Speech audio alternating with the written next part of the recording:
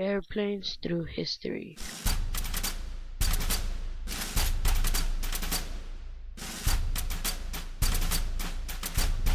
Throughout history, there have been many types of fighter planes, biplanes, fighter planes, stealth planes, and helicopters. The Sopwith Camel. The Sopwith Camel was a British single-seat biplane fighter introduced in 1917.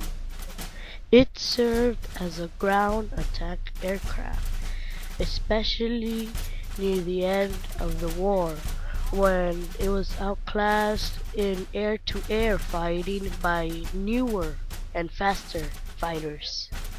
The Fairy Swordfish.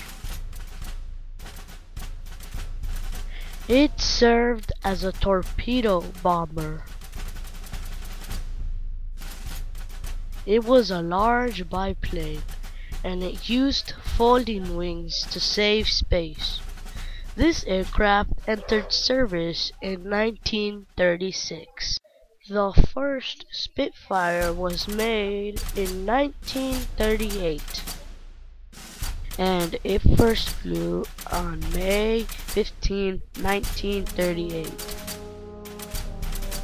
This is the Lockheed SR-71 Blackbird specs. Its length is 107 feet 5 inches. Its wingspan is 55 feet 7 inches, and it can carry a max weight of 172,000 pounds. It has two 32,500 pound thrust Pratt & Whitney J58 afterburning turbojets. Its first flight was made in 1964, and its last one was made on 1999. The AH-64 Apache helicopter was first flown on September 30th, 1975.